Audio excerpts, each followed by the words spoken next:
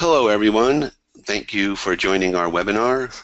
This is Scott Restivo, and I'm joined by Vlad Catrinescu for a post-Ignite recap on the future of Office 365 as determined by Ignite, as the announcements and information that came out of Ignite. There was quite a flood of information, and Vlad described it as an epic event, so we'll have to hear how that goes from there. First, I'd like to take one moment here and think of the victims of that awful shooting in Las Vegas. My cousin, my nephew was there at the concert, and one of his friends was injured. He actually shot through the lung. So not to bring up a tragic event, but let's at least recognize that as a very tragic event, and our prayers are for everyone who was injured, and of course for the families who had loved ones that were killed. It was quite an awful event from what I hear. Anyway, so back to this event here, the webinar. The first thing I'd like to do is give out a poll and see who was at conference, who wasn't. So first I'm going to launch this poll, and you can answer yes, no, and we'll take it from there, give you like 15, 20 seconds or something to go from there. There we go. So, you're probably not, I wonder if you're seeing this screen. I'm not sure exactly that webinar, but if you're not, it says that about 19%, so about 1/5 of the people were actually at Ignite. So that's great. Another quarter have attended Ignite in the past, but weren't at this current one, and most people, the majority, did not attend it. So hopefully this will be valuable for all of you, and I'll give the baton over to Vlad at this point. Okay, awesome, great. Let me introduce myself, everybody. Most of you already know me, but my name is Vlad Catrinescu, SharePoint MVP from Montreal, Canada. Also a Pluralsight author, for those of you who don't know Pluralsight. It's an online, on-demand training site where they have a bunch of courses. I also have a book out there called Deploying SharePoint 2016, and currently working on a second one called Essential PowerShell for Office 365. And you can find me on Twitter at Vlad Catrinescu, and I blog at absolute-sharepoint.com. So why am I doing this webinar? Well, I was at Ignite last week, and I know a bunch of people here didn't have the chance to go, and not all the sessions there are public yet. So let's take a look at some of the top announcements that were done last week. So first of all, Ignite was a huge event. If we look, and this is one of the basically Power BI graphs done by one of my good friends, John White from TI Graph. Ignite was 26,000 attendees. If we count the staff as well, a total of 32,000 people. If we look at the buzz it made on Twitter, we're talking about 1 billion and something impressions, which is absolutely impressive when you think at it. And something that I have to talk about, because as most of you know me, for those of you who followed me for a long time, you know I'm a SharePoint guy. If we look at the top mentions and the top topics for Ignite, you can see that SharePoint by far is still the largest tool out there. Well, at least we have the largest Twitter mouse, right? So it's one of the top mentioned tools out there, top topics out of Ignite. You see SharePoint and Office 365 together are by far the top ones. You also have my name out here, only 1,000, but it's nothing compared to the 4,000 that SharePoint got. Okay, now let's go back and let's look at some of the big things that got announced at Ignite. Let me first start with the SharePoint Hub Sites. What are Hub Sites?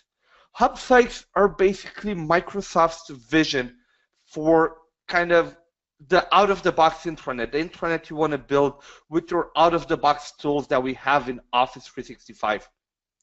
So as you know, with Office 365, we're really using multiple things. We have team sites, we now have communication sites, and so on. What Hub Sites would allow you to do is, imagine that right now you have an intranet, right?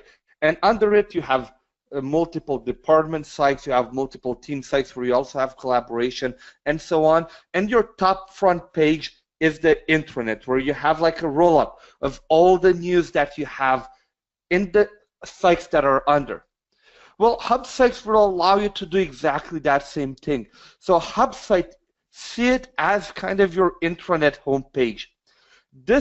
Under this homepage, you're going to be able to add team sites and communication sites. And it's not really under, because Microsoft really doesn't want us to use subsites anymore. They want us to use top-level site collections like the modern team sites and communication sites, but with the Hub Sites functionality, we can basically link multiple communication sites, multiple team sites to the same Hub Site, and this will make sure that all the navigation will follow, all the look will follow, and so on. And Hub Sites will allow you, like today in team sites, in modern team sites, you have team news. And you also have news in communication sites. Hub Sites will allow you to dynamically and automatically display those news as a roll-up directly into the intranet in your new Hub Site. So it really allows you to bring multiple sites together in one umbrella. And you're going to be able to associate existing sites and new sites to a Hub Site by editing the site information. You can have multiple, like I said before, you can have multiple team sites, you can have multiple communication sites attached to the same Hub Site, but you cannot attach a Hub Site to a Hub Site. So that is not something that is possible. And you can also not attach, at least as far as I know, and again, a lot of this information is announcements, is not implemented, it's not stuff that is live yet, so of course it's subject to change and so on. But you cannot attach a team site to multiple Hub Sites, at least from my understanding from the Ignite session so far. What about the roadmap? And I know that the roadmap here contains a lot of things, but what we're going to focus on here is really the Hub Sites, which should come and hit our first release standings Q1 and Q2 2019. By the way, if you have any questions, please put them in the chat or in the Q&A. We'll get back to them at the end, and we'll try to answer as many of them as we can. And really, Scott, you said that about 20% of the people have been to Ignite. Yeah. If you have any more information, feel free to put it in the chat. I mean, we all attended different sessions and everything.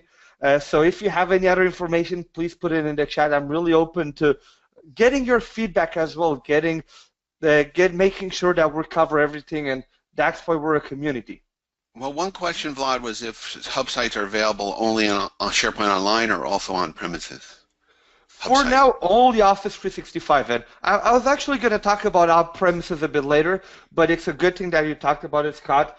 For now, the plan is to only have it in Office 365. We're going to go more in detail about SharePoint Server 2019. We're kind of stealing the thunder of the end of my presentation now, but no problem.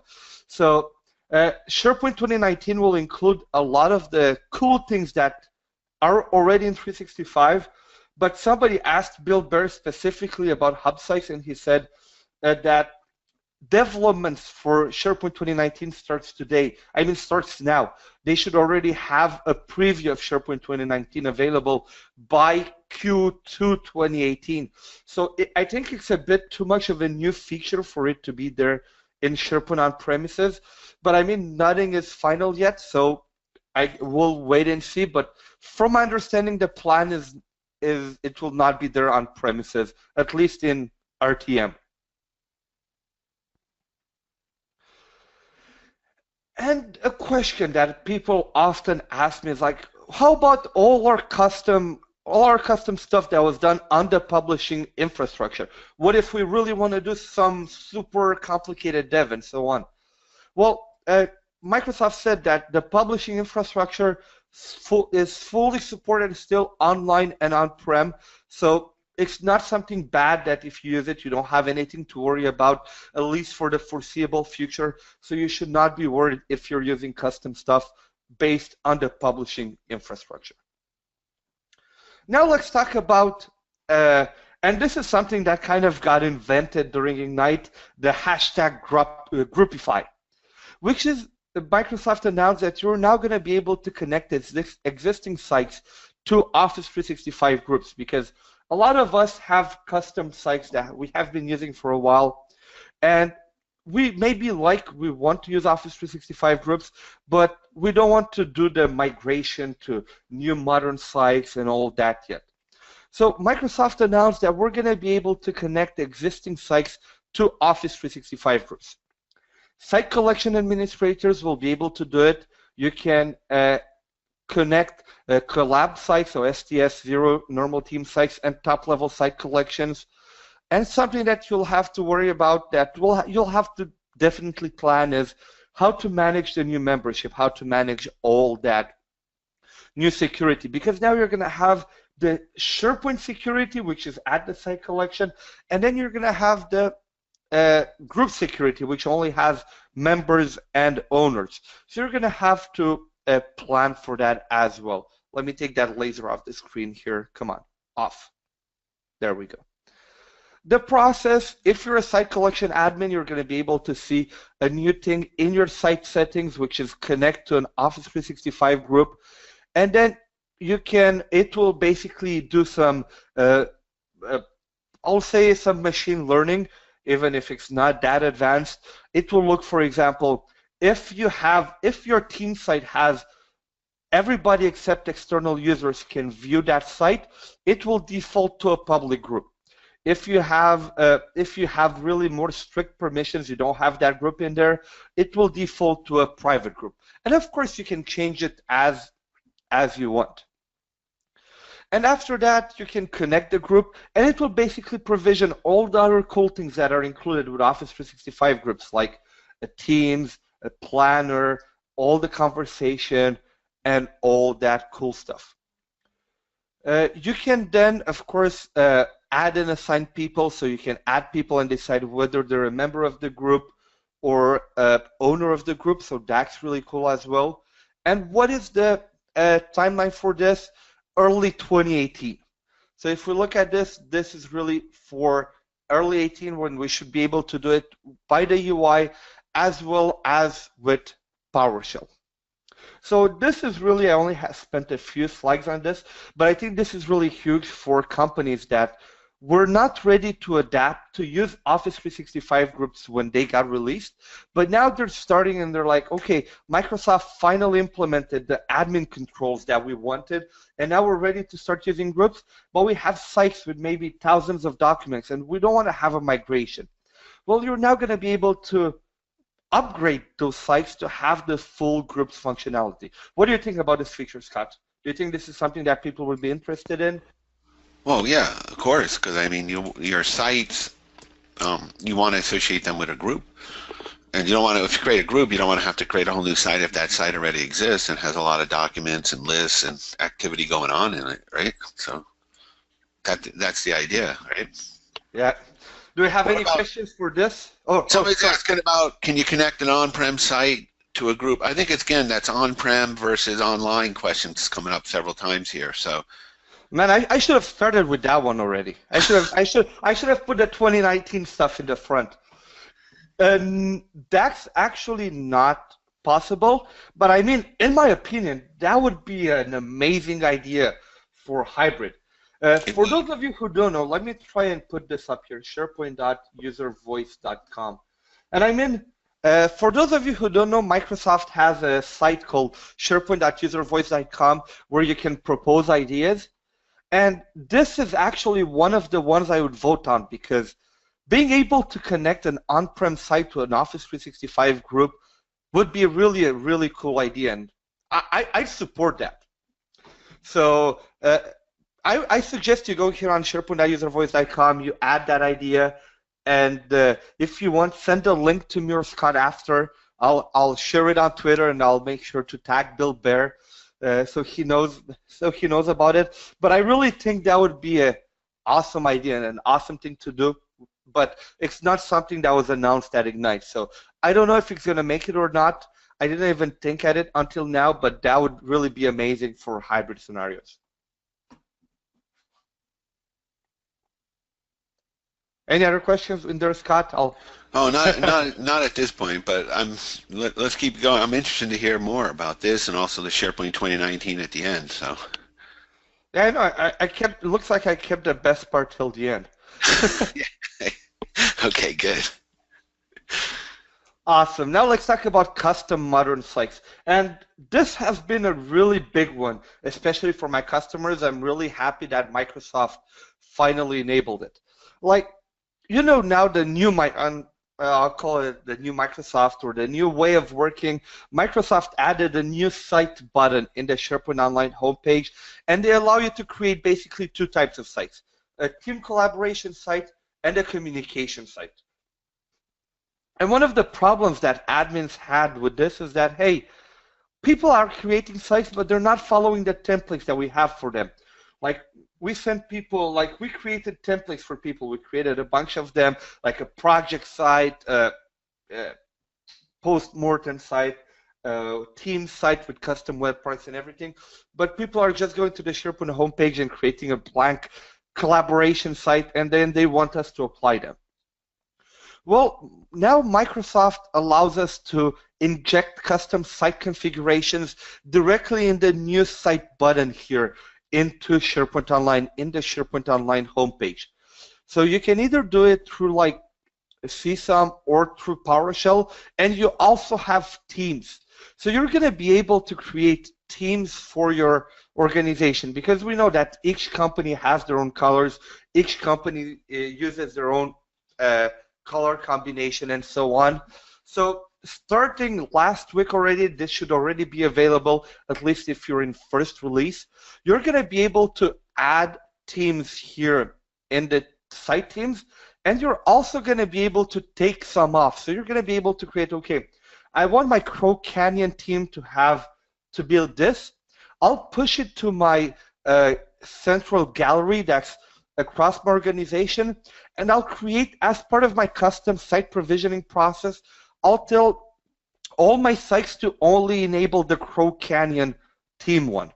Or maybe I'll have a Crow Canyon project, a Crow Canyon a team site, a Crow Canyon a sales or Crow Canyon project, and so on. So you can create multiple teams, and you're going to be able to make those available centrally in your Office 365 tenant. I'd be interested to see how far you can go with customization, like logos and fonts. You know, probably, is it just colors? You know, we'll have to see how far you can go with that. But it's certainly an interesting direction. Yeah, and I mean it's cool because they also made it with the support for PowerShell. And let me take this off here. Theme builder tool. That'd be interesting to explore. And I'm trying to open it. One sec. Let me just. It looks like you cannot click when you have the laser enabled. So let me actually open it in the browser here. So see, you can have the theme generator here. So you can create your primary theme color, body text color, body background color, and then it will give you the output on like in PowerShell. So you can create it in JSON as well and in SAS, which honestly looks like I didn't listen to that part because I don't really remember what that is. But you have the site here that you can see. You can kind of create it. You have all the text here after to create it. And you also have all the kind of support on how to actually create it after in the link in the slides. And it shows you what the default themes are and how it all works, and also all the PowerShell command links that you need to use. You see, we have new commands like add SPO team, get SPO team, remove SPO team, and so on. Okay. Interesting, Scott? Am I keeping you awake? You know, I just looking up SASS is syntactically awesome style sheets. I guess it's a technical term called syntactically awesome style sheets. I never heard of that before, but there you go. Well, I mean, it has awesome in the name, so expectations are high. Right, exactly. Never heard of that before, but yeah, there you go, SASS. So a little bit of developer, a little bit of someone who knows HTML would be good with the, you know, to get this actually in place. Oh yeah, but I mean with PowerShell and the kind of the team builder tool, even IT pros are going to be able to make something nice, which is something that I really like. Right, right. So, you know, it'll probably grow too into, you know, more and more. They'll develop it more and more as people are interested in developing custom themes. Yeah. Now you can also, I talked about the theming, but you can also do stuff like complete site designs. So you can, for example, add lists, apply themes, creating page, create flows, add stuff to navigation. So you can create custom templates, and you know when you create a communication site, now you have three options: topic, showcase, and blank. Well, now you can add your own custom templates here, like Crow Canyon, like I said before, Crow Canyon project, Crow Canyon team site, and so on. You then have the provisioning engine, which would be done with PowerShell and so on. And then you can, the site action scripts will add everything. So, like I said, how it will work technically in the back, during the site creation, we'll create a parameter in the site. It will create a parameter in the site property bag. So the site will actually get created right away. Because one of the goals that Microsoft has is that to really create those sites fast, because you know when you create a classical site collection, it can take up to like 5, 10, and up to 24 hours in SharePoint Online. But the new modern team sites that they have actually take like only a few seconds. So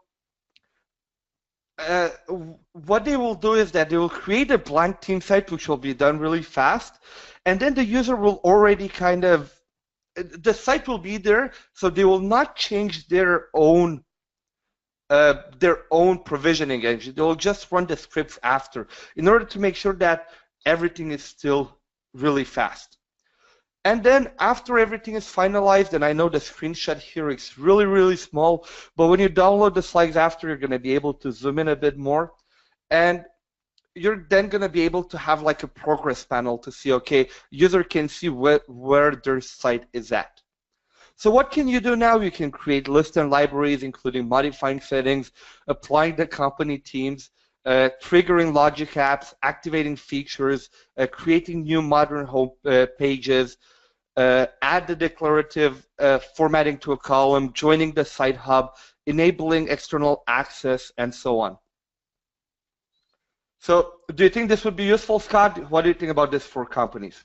I think it's amazing. It's really intruding on the intranet space. I mean, where do you get? It's almost like intranets are starting to be able to be, generated through this function, through sites. Really, I don't know if a public facing, but an internal intranet.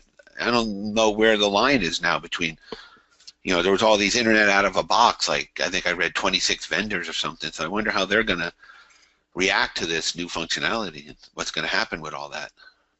Yeah, I mean, it's definitely going in the right direction to allow companies to customize their Office 365 more and also keep it performant and stable, I think. I think that's one of the cool things that came out of Ignite, is that we really focused on delivering stuff, but we didn't give a lot of control to admins and for customizations.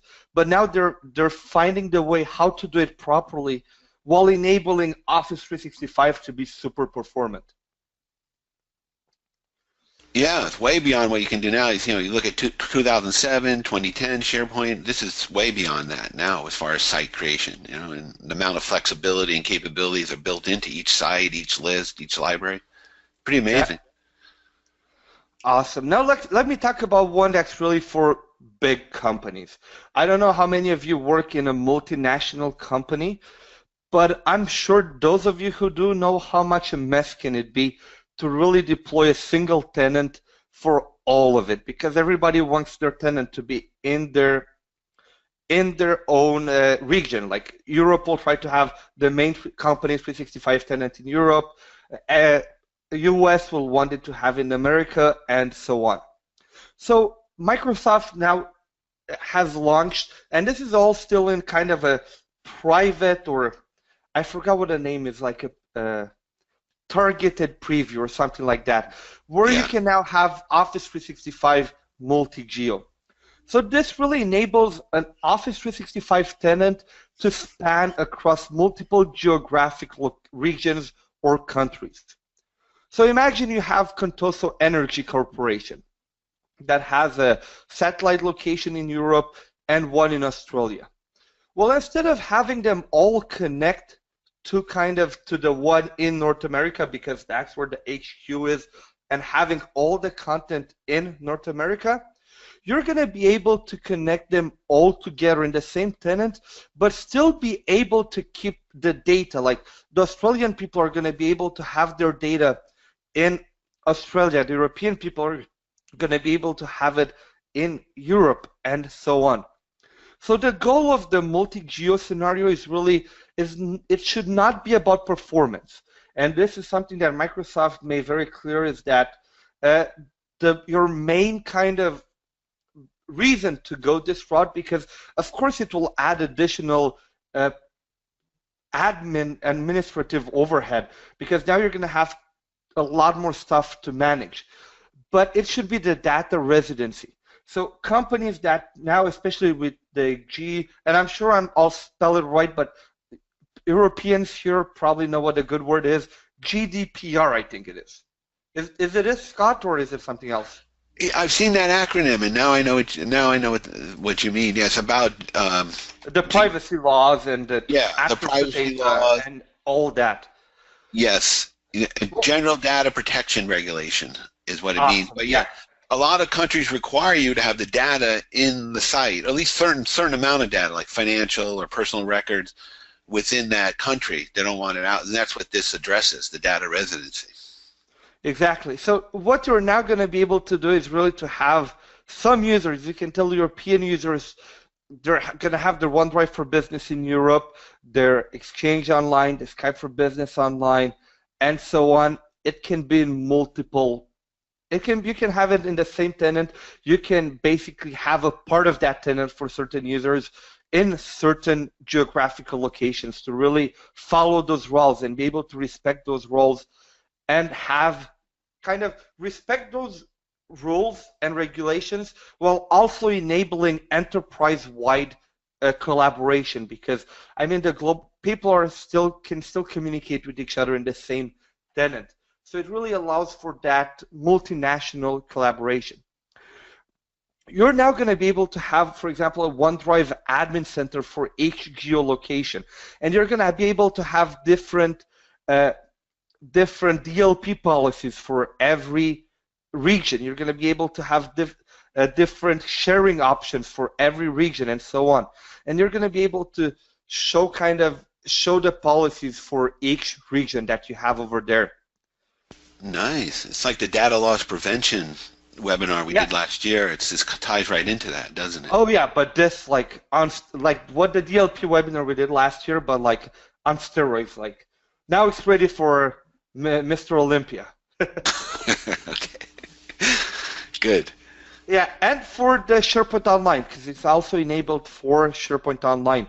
So what will happen is, for example, you'd have the North America, which is the main one, and then you'll have another tenant, a SharePoint Online tenant, that will be in a Europe data center. So each one would have their own search service, all service applications, which are per geo, but stuff like Azure Active Directory will be worldwide replicated, and Microsoft does some magic internally that will basically have all of it tucked to each other and replicated. For example, for the taxonomy, it will be replicated from the central location to satellites, but for the search, it will all be unified. So somebody from Europe can search something from North America, but that index item will still be all that search service will still be running in the European data center. So I think, especially for multinational companies, this was a really huge request for all the regulations and all that. And I know that not a lot of people, I mean, if you get to work in a multinational company, you're really lucky, because I'd love to work on a project of this magnitude. But I think this will be really, really awesome, and I can't wait to have the chance to implement something cool like this with all the multi-geographical architecture in SharePoint and OneDrive for Business. Yeah. Huh, awesome. That's quite something. They're really going at it. It's going to be fun. It's going to be fun. Yeah. Now, awesome. Now let's take a look at the SharePoint migration tool. Did you expect this one to happen, Scott? Microsoft releasing their own migration tool. No, you have the vendors out there who've been doing this for quite a while as a migration tool, but it makes sense for Microsoft to have it because people are migrating. They're going from different, on-premise to online, common one, or different versions of SharePoint. It makes sense to have a migration tool that they build and own and manage. Yeah. And I mean, a lot of people were really excited. It's like, hey, we have a migration tool for free, and then they're like, wait, isn't Microsoft just like and I'll try to find a good word, messing up the plans, like say, for the partners. Because there's a lot of great partners out there that have amazing migration tools. We have ShareGate, Metalogics, AvePoint, which are kind of the three main ones. And then there's maybe another 50 others that have migration tools. Well, the migration tool is really basic. And I had the chance to play with it in preview. I wasn't sure what I can talk about, but I checked with the guys at the Microsoft booth, and they said it's about the same thing that got released for the public version. So this is a really great start. And I'm not sure if any of you here on the chat actually had the chance to play with it yet. For now, it only supports SharePoint Server 2013, and file shares. But it does not allow you to migrate from SharePoint 2010 yet or from SharePoint 2016. So the only supported version right now is SharePoint 2013. Okay. Also, it does not support to migrate SharePoint lists. It only allows you to move SharePoint libraries. Which are mostly documents. Yeah, basically documents. Okay. Also, it will not automatically create the target location for you. So let's say I have a contracts document library that has 5 custom columns with a bunch of choice columns and so on.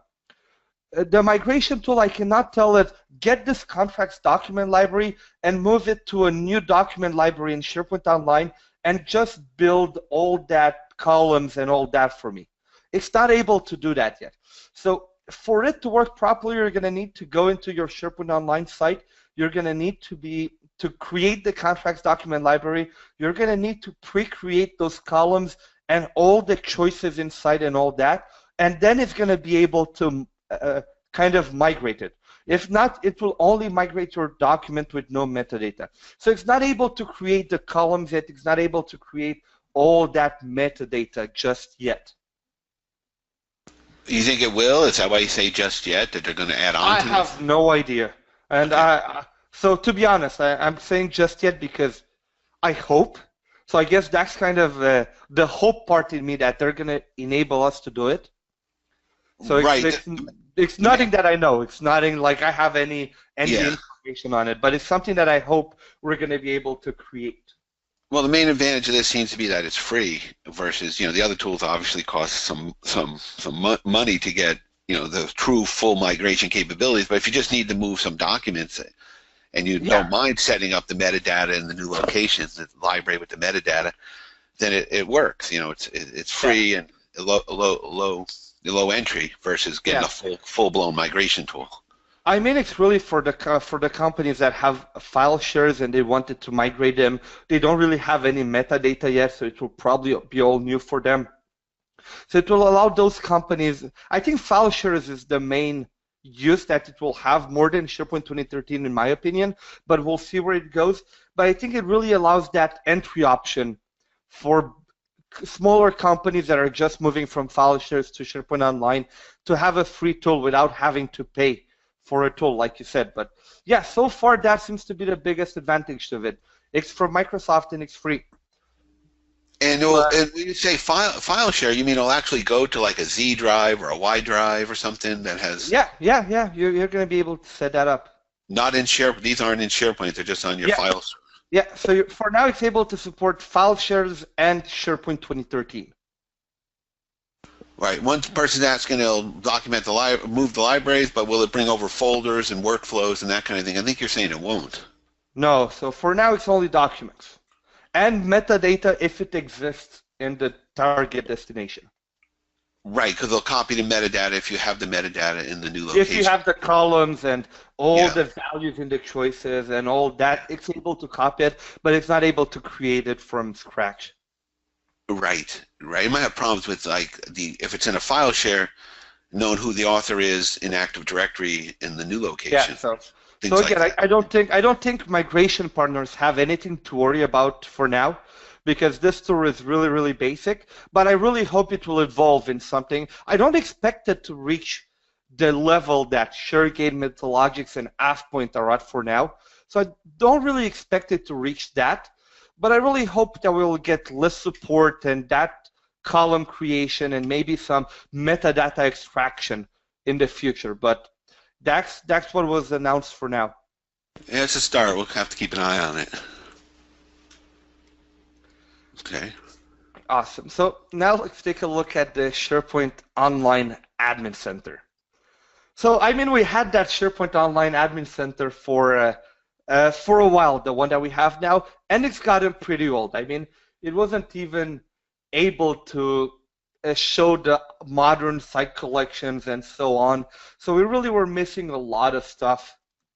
So the new SharePoint Online Admin Center gives you it's a lot more modern. It allows you to have analytics about your SharePoint Online tenant right on the homepage. You're going to be able to see the service health, the message center, the active sites. You're going to be able to see a lot more information directly in the admin center without having to go to the general Office 365 admin portal. And one of my biggest things, in my opinion, is really having the viewing the primary admin, viewing the template, if it's an Office 365 group, if it's an enterprise wiki, if it's a point publishing topic. I think if I remember, this is the communication site and so on. So you're going to really be able to view all of this directly in from the admin center. So you're going to be able to see all the modern team sites as well. What do you think about this, Scott? I think it's great because it's just you're looking at just the SharePoint admin right here, and you really want to focus on what sites are being used, what template. You want a comprehensive view of these things. If you don't have that, you kind of have to fish around for this information all over the place to get it. You know. Yeah, and I mean, before for Office 365 groups, we had to use PowerShell to be able to see those site collections. Now they're finally bringing this to the UI, so I think that's really cool. Yeah, yeah. Site management. What if it has site collection? Does it tell you what site collection they're in, or just the site name? This is the site name. It doesn't show the URL. Roll over the it. primary. Yeah, I mean, we didn't have the chance to see it yet. I know Microsoft has a private preview that there is a link on Twitter that you can sign up and to get it. But if no, I think it's early 2018 is going to be available for public preview. Yeah, good. This is definitely a step forward for admin of SharePoint for sure. Yeah, and now let's talk about a big topic.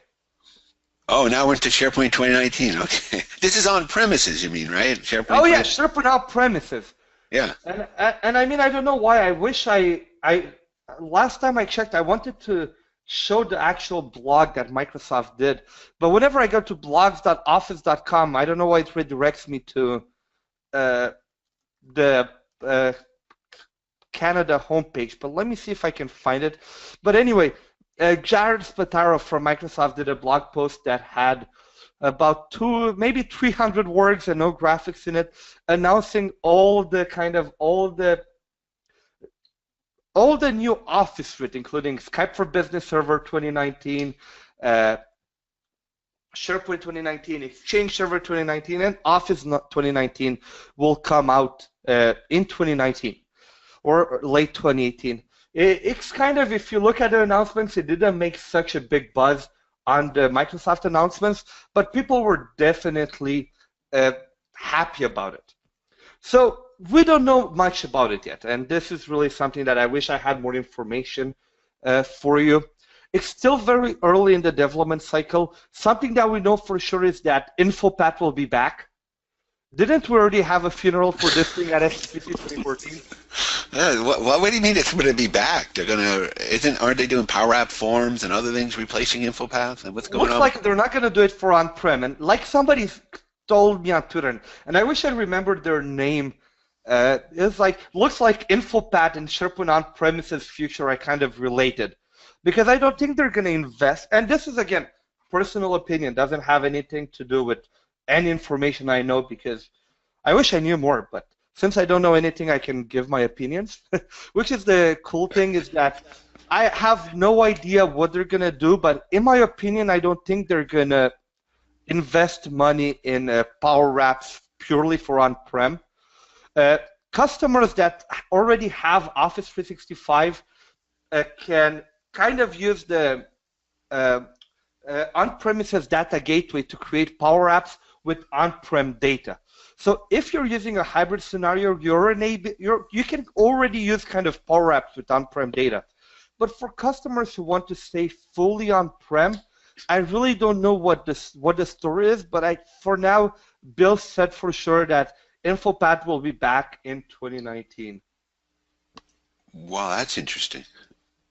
Because we always thought it was like on its way out, and a lot of people are moving off, they're worried about moving off InfoPath forms to something else. So I guess online you can certainly do that, easily. Yeah. Well, with certain options are appearing there with the Microsoft Flow and Power Apps, and also third party. I mean, we have some forms tools also, web parts and apps that we do. And yeah, so Bill was not able to confirm at 100% what we will have in SharePoint 2019. Some things that I hope again. Modern experiences, I think it's been in SharePoint Online for a while, so I think it's going to make its way to Office, to SharePoint on-premises as well. Modern team sites, again, all the kind of modern experience I think should be there. Communication sites is something that has been in 365 for a while, so hopefully we'll have it in SharePoint on-premises as well, and a new sync client. Because right now, you can sync Office 365 OneDrive for Business with a new sync client, but not SharePoint on-premises yet. And let's be honest, the new sync client is the one that actually syncs. I wouldn't want to use the old sync client anyway. So SharePoint 2019 should have the new sync client enabled, so we can have proper sync for on-premises as well. Interesting. What about SharePoint Designer? Somebody's asking about SharePoint Designer. The new development framework, how all that fits into this scenario. So that's a great question. I know that since SharePoint 2016 Feature Pack 2, we're now able to create SharePoint Framework web parts for SharePoint on-premises. So that's already something that we have today in SharePoint 2016 with Feature Pack 2. So I expect that to be even more integrated with SharePoint 2019. But that's a really good question. What will happen to SharePoint Designer? I think since we have InfoPath and that is confirmed, and again, I don't think that Microsoft will have a flow story for SharePoint on-premises. Hybrid is already there. Again, you can use Flow with SharePoint on-premises with the on-premises data gateway. So for companies that are hybrid, you're going to be able to use Flow for your on-premises workflows. But for companies who are purely on-premises, my feeling is that we'll still have the same workflows that we have today. And again, this is only my gut feeling, and that's what I think will happen. But there's no 100% confirmed features yet. And I was really expecting more out of that session. I mean, that's a session that was done by, if I remember correctly, Bill Bear and Troy Starr at Ignite on the Tuesday. Or on the Wednesday, they talked a lot about what they've done with Feature Pack 1 and Feature Pack 2, but not spent a lot of time on 2019 yet because, I mean, it's really not decided yet, and I think we're going to know a lot more in spring 2018.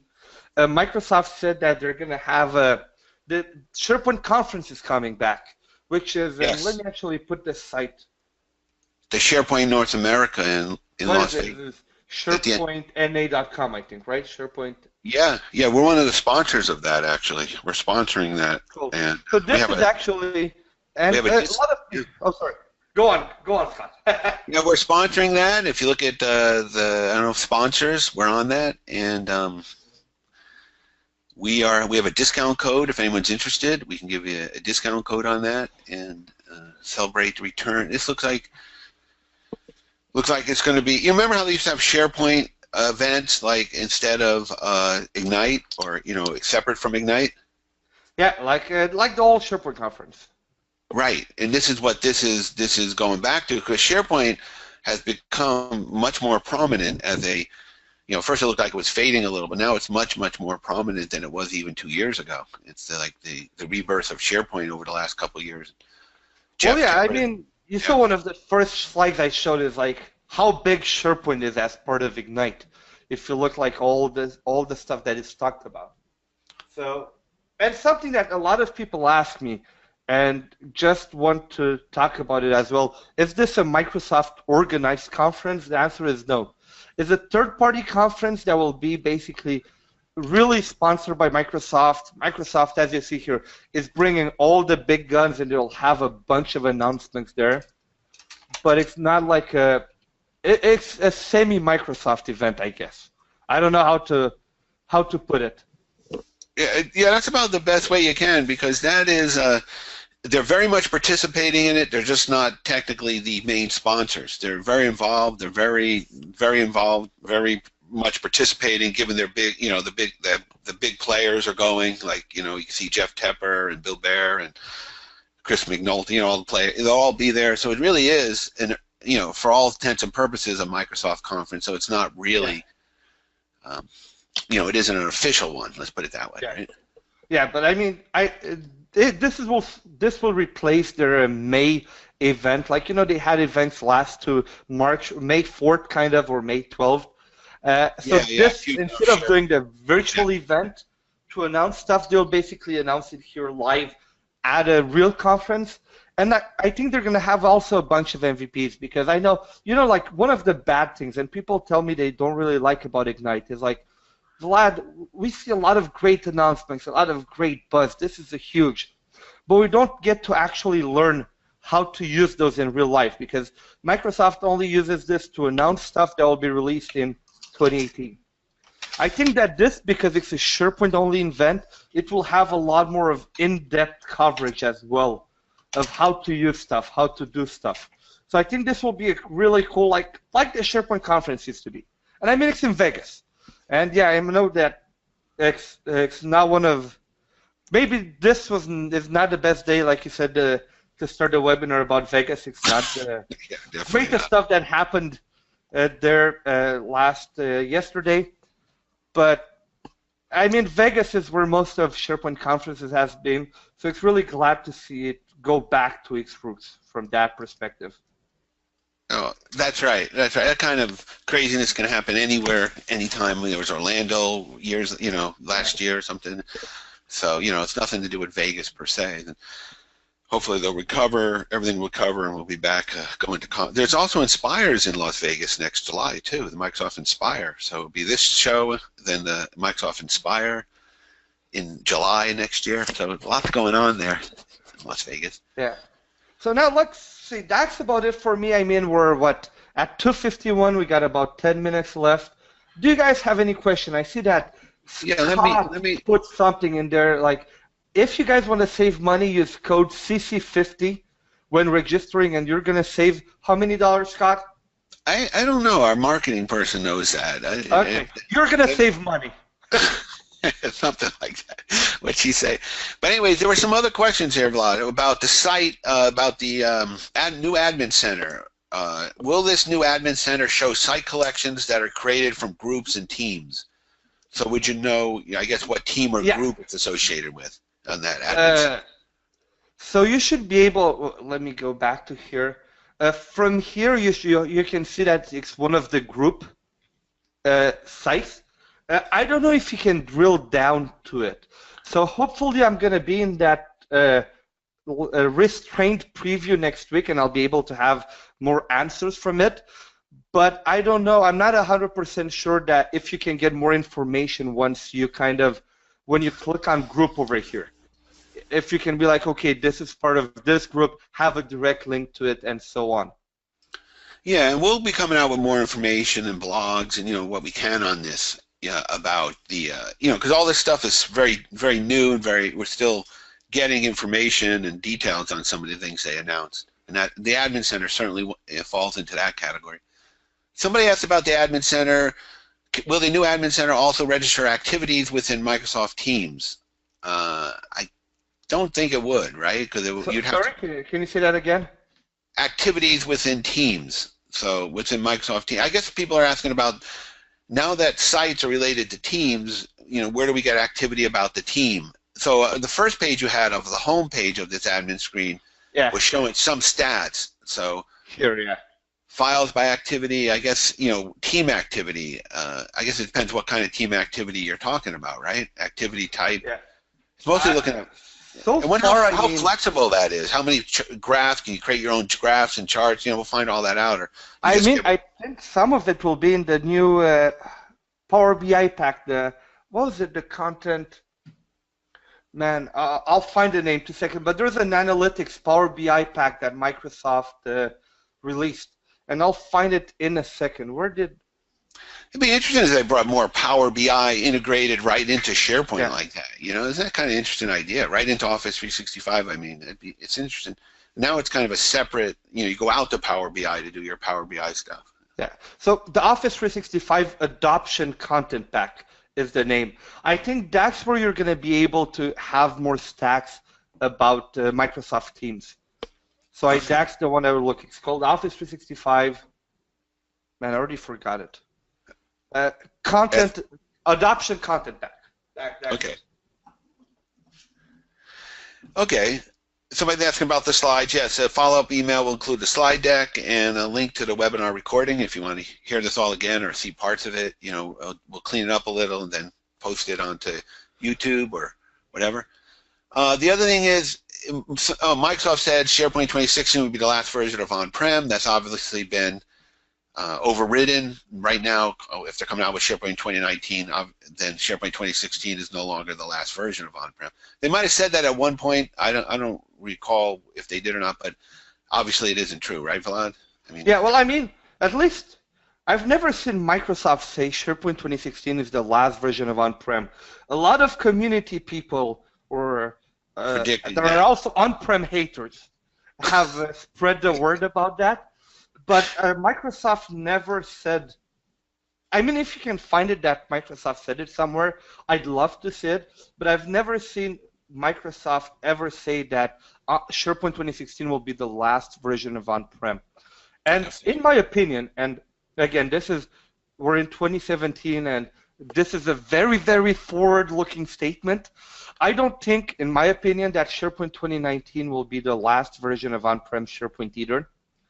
What I think will happen, and I mean, this is really guessing about 5 years in the future, which is almost impossible with tech.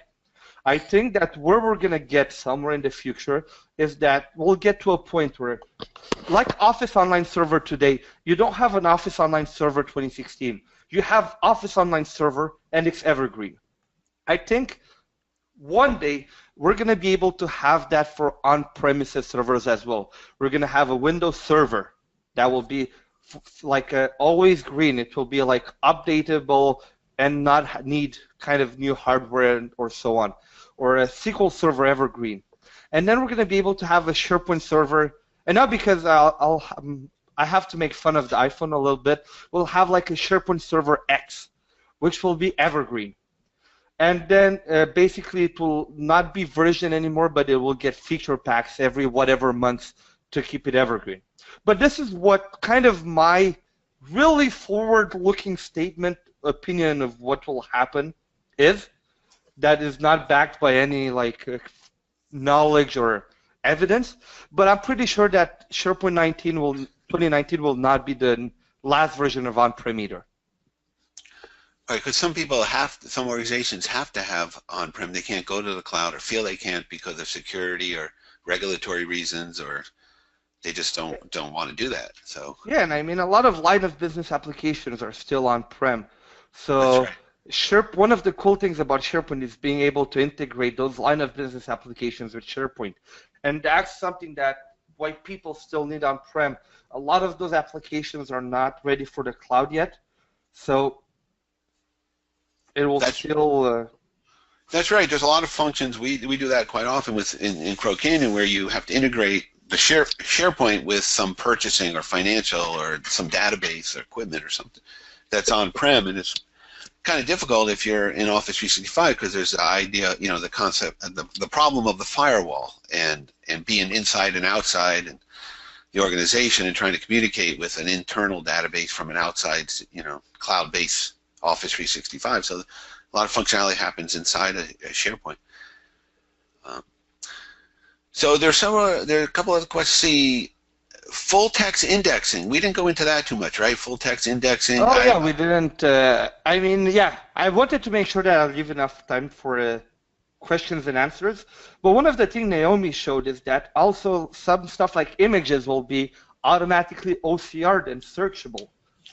So that's some stuff that's coming to SharePoint Online, and it's part of the keynote that Jeff did on the Tuesday morning, which is some really, really special stuff, really, really cool stuff that this might hurt some of the partners. I know there's a few smaller partners out there doing OCR, so yeah. This is definitely some new functionality from Microsoft.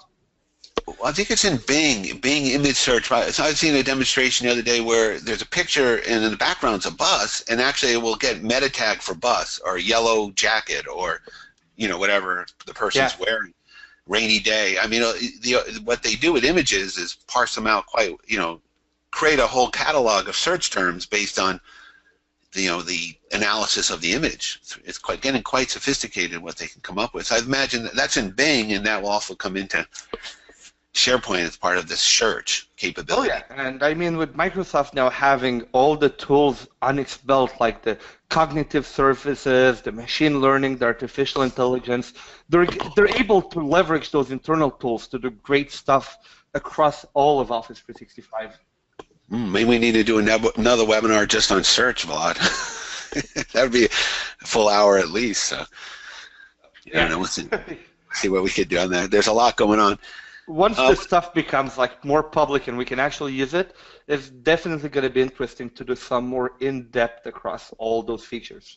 Sure, absolutely. So let's see.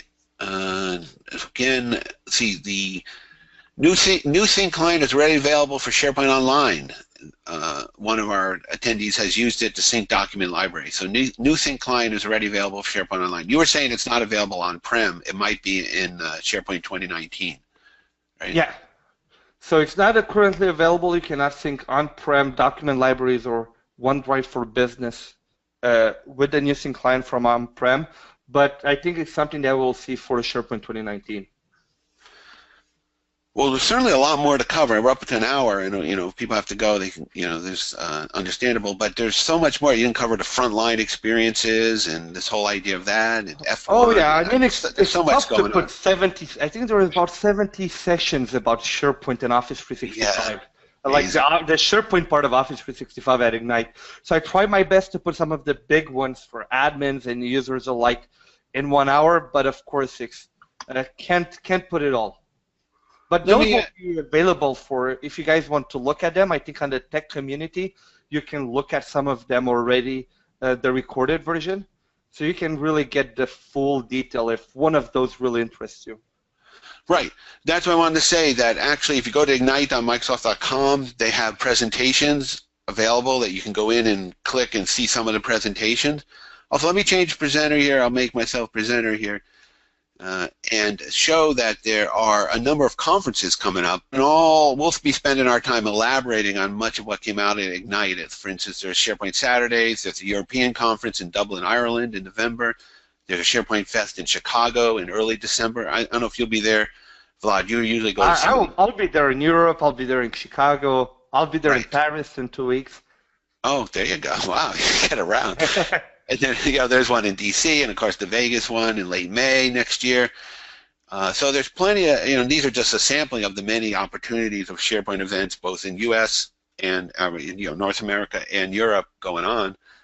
Even this fall, there's quite a few. So that's where to get a lot of the information and elaboration on these, as well as a lot of online information also, as we know. Let's see, My Ignite on Demand. Let me go back here. Yeah, on-demand sessions here, myignite.microsoft.com videos.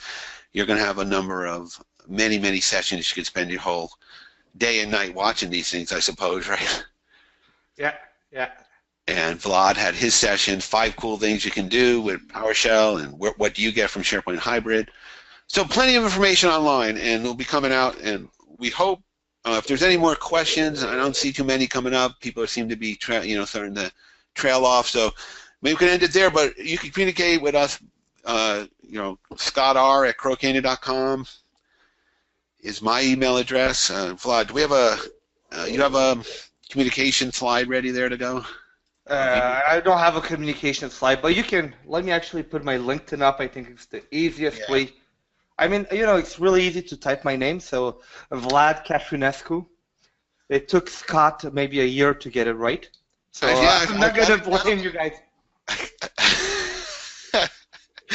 And we'll be doing some. Maybe we'll do some blog. I mean, we'll be doing blogs, maybe another webinar, Twitter. We're trying to keep the community informed. And I really want to thank Vlad for taking his time, doing an excellent presentation. Thank you very much, and hopefully we'll do more. And I'll see you at some of the shows soon. And stay in touch with everybody. All right. Yeah. Well, thank you very much, everybody, for joining. And if you guys attend any of the conferences that are coming up, make sure to drop by and say hi. Yep, Crow Canyon's there, or Vlad's there. Vlad doesn't usually have a booth, but he's there in person, and they have Ask the Expert sessions and things like that going on. So very much want to stay in touch with the community and hear from our customers and fellow SharePoint travelers. And we'll be sending out follow-up email with some slide deck and a recording of the webinar. All right, everyone, wishing you all the best, and have a good day then. Good rest of your day. Bye-bye. Bye-bye.